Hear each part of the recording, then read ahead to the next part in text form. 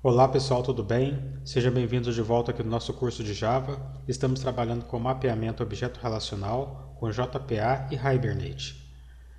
Agora a gente vai passar um pouco aqui pela teoria, até para a gente poder entender melhor o que a gente vai ver daqui a pouco. Temos aqui um problema. Por vários anos, a maior dificuldade de se usar a abordagem orientada a objetos é a comunicação com o banco de dados relacional. Por que isso?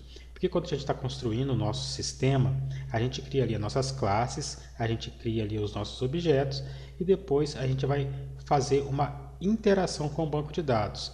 E essa era uma dificuldade que durante muitos anos os programadores passaram por essa dificuldade. Por quê? Porque a programação orientada a objetos ela usa um paradigma que é orientado a objetos. Já o banco de dados ele usa um paradigma de relacional, ele não é orientado a objetos. Então, para você fazer uma interação ali com o banco de dados era muito dificultoso.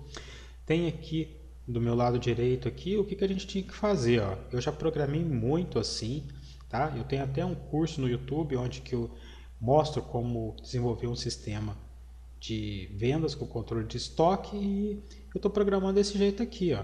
Eu não estou usando Hibernate lá, nem JPA. Então, o que eu estou fazendo aqui, ó? Eu estou criando aqui uma classe, né? Eu estou pegando aqui um filme que é uma classe, né? Que eu criei lá, que tem ali os atributos desse filme, e eu estou tentando buscar esse filme aqui por código. Tá? Então eu coloquei aqui como parâmetro aqui do tipo inteiro um código. Então o que eu vou ter que fazer então? Eu vou ter que criar uma conexão aqui com o banco de dados, né, que eu chamei aqui o fábrica de conexão, .getConnection, tal, que é uma classe que eu criei lá também. E o que eu fiz então? Eu chamei aqui prepare statement para eu poder pegar aqui o meu SQL e ir lá no banco de dados buscar esse filme para mim. Dependendo do que você for fazer, você tem que pegar esse STMT aqui, ó, e ir setando os atributos aqui da sua classe aqui, esse código aqui fica grandão. Nesse caso aqui que era só buscar o filme, a gente coloca o 1 e o código aqui, né, porque é baseado no código que ele quer buscar o filme, então nesse caso aqui só tem um. Mas nesse caso aqui a gente vai usar um result set, que vai retornar para a gente o resultado em forma de tabela. Então a gente vai ter que instanciar o filme aqui, ó, e olha, a gente vai ter que ficar setando aqui, ó, e transformando aqui as colunas de lá do nosso banco de dados aqui em objeto, transformando o objeto em atributo da nossa tabela, e isso acontecia toda hora. E depois que a gente fazia tudo isso aqui, ó, tem até aqui um try catch aqui para a gente poder ver, né, se está conectado mesmo com o banco de dados aqui, tá, para não dar erro. Aí depois a gente ainda tem que retornar o objeto aqui, ó. Tem até aqui um comentário, ó. Toda hora tem que ficar transportando de tabela para objeto e vice-versa. Tem aqui o Martin Lauer, que ele é engenheiro de software, ele afirma num dos livros mais famosos dele que 30% do esforço para desenvolver sistemas é você poder fazer a comunicação da sua aplicação com o banco de dados, igual a gente está vendo aqui. Olha para você ver o esforço que é, como o código fica grande e verboso. Outros desafios aqui, ó, que devem ser tratados: contexto de persistência, objetos que estão ou não atrelados a uma conexão de um dado momento. Isso aqui a gente vai ver na prática, tá? Essa parte aqui de contexto de persistência, mapa de identidade, cache de objetos recarregados. Então, se você tiver ali um programa e você buscou um dado lá no banco de dados, esse dado deve ser armazenado na memória, no cache de memória, para que quando a gente precisar fazer essa mesma busca novamente, a gente acessar a memória mais rapidamente. Temos aqui o carregamento tardio, que, por exemplo, se você tem ali uma aplicação web, por exemplo, e você quer pegar as categorias de produtos, então você quer acessar somente as categorias. Geralmente, quando você clica nessas categorias, os produtos são carregados junto, por isso que causam aqui um lazy load, que é um carregamento tardio. Quando a gente está usando o JPA, o Hibernate, isso não acontece. Se você quer carregar somente as categorias, vai ser carregado somente as categorias. Então, existem hoje maneiras automáticas que a gente consegue fazer isso. Tá? A gente não precisa programar tudo na mão, não. Entre outros. Então, vamos mostrar para você o que é o JPA. O JPA, que é o Java Persistent API, é uma especificação padrão da plataforma Java EE, que é o Enterprise Edition. para mapeamento objeto relacional e persistência de dados. Ele faz parte aqui do pacote JavaX Persistence. Então, se você quiser importar alguma coisa do JPA, você tem que colocar o javax.persistence. alguma coisa. O JPA é uma especificação, temos aqui o código da especificação dele, tem um link aqui também para quem deseja se aprofundar. Para trabalhar com o JPA, é preciso incluir no projeto uma implementação da API, que é o Hibernate. O Hibernate é a mais famosa, né, que a gente tem aí no mercado, que funciona muito bem e bem fácil de usar. Porque o Hibernate ele veio para facilitar essa interação aí com o banco de dados também.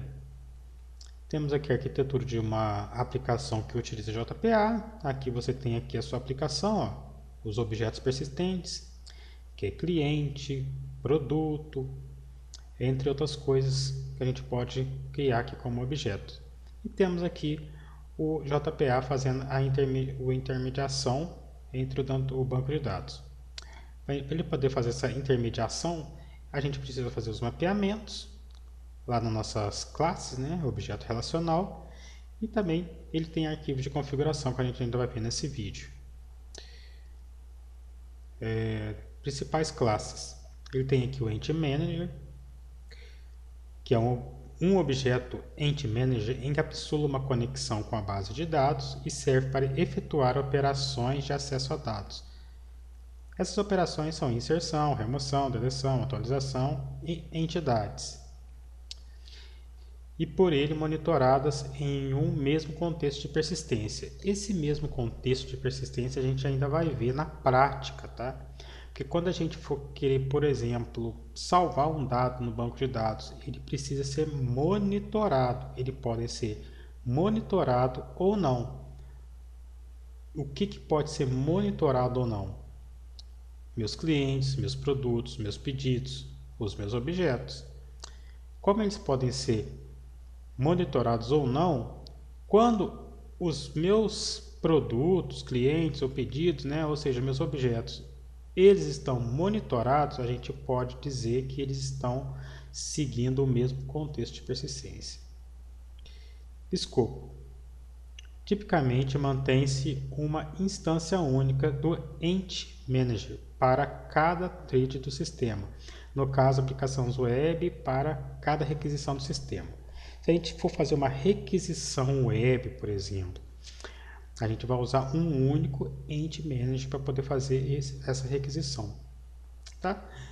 É a parte teórica, tá? Então a gente vai passar por isso aqui, mas a gente vai aprender isso aqui mesmo na prática, tá? Quando a gente for desenvolver projeto lá com Spring Boot.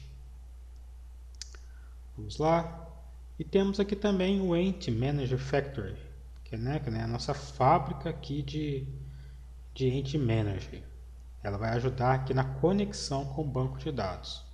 É um objeto Entity Manager é utilizado para instanciar o objeto do tipo Entity Manager. Tá? Então, usando esses dois aqui, né, atrelando os dois, a gente consegue fazer a comunicação com o banco de dados, né, através da nossa aplicação.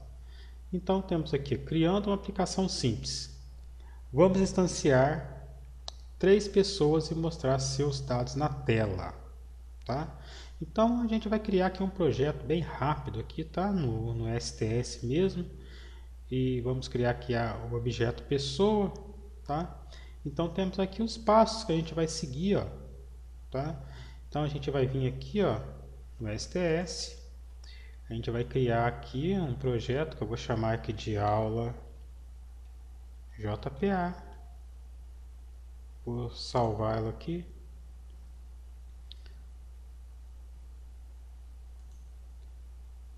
Aqui, ó.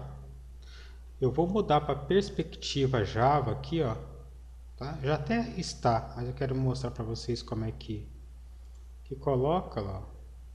Se o seu não tiver Java, é só fazer isso, tá? Agora eu vou vir aqui, vou criar uma classe. O nome do pacote eu vou chamar aqui de aplicação. e vai ser aqui meu programa aqui, ó. Eu vou clicar aqui, ó, Public-Static Void Main, porque eu vou executar isso aqui via console, tá? E já vou criar aqui o outro pacote aqui, ó, domínio, que é onde vai ficar minha classe pessoa. Então vamos desenvolver esse projetinho aqui, ó, né? Esse aqui de pessoa, que ele tem o ID, o nome e e-mail. Vamos lá. Vamos desenvolver rápido aqui. Private integer ID, private string nome, private string e-mail. Vamos vir aqui, vamos criar o construtor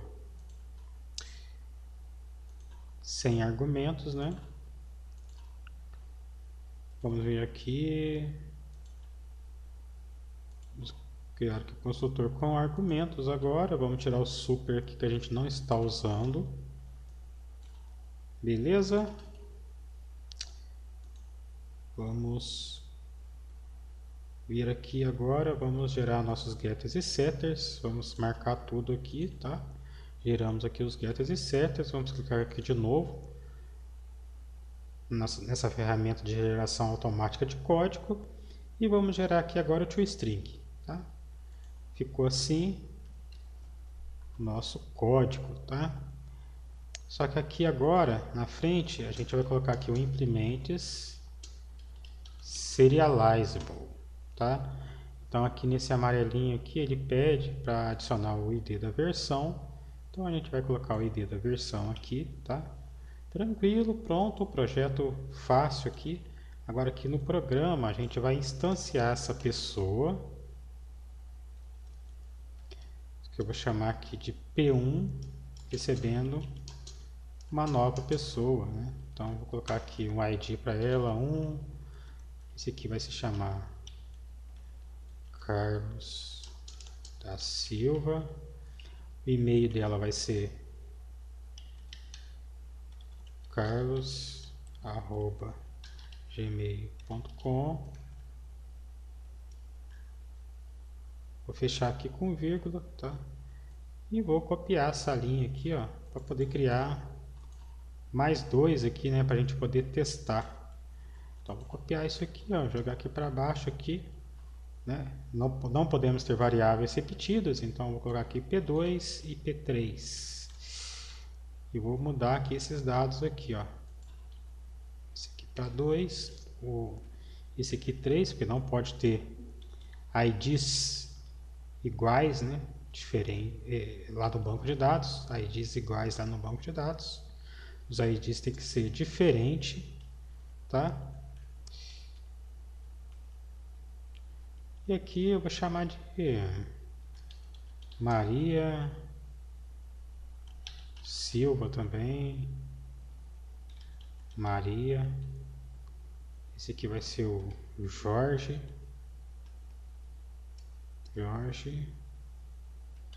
Maria, e esse aqui vai ser Jorge, beleza? Então temos aqui os e-mails, tá? Agora vamos printar isso aqui para ver se vai dar certo. Vamos colocar o sysout aqui, ó, mandando ele imprimir aqui o P1, tá? Vou até copiar aqui para andar mais rápido que isso aqui. Vamos lá, vamos jogar aqui o P2 e o P3 aqui também. Eu vou salvar isso aqui agora e vou rodar essa aplicação. Como Java Application. Beleza, então tá aí, ó. Tá rodando aqui normal. Então nessa aula é isso, a gente já começou a trabalhar, desenvolver uma aplicação aqui, tá? E depois a gente vai adicionar o Maven, tá? E o JPA aqui nessa aplicação e vamos salvar esses dados no banco de dados.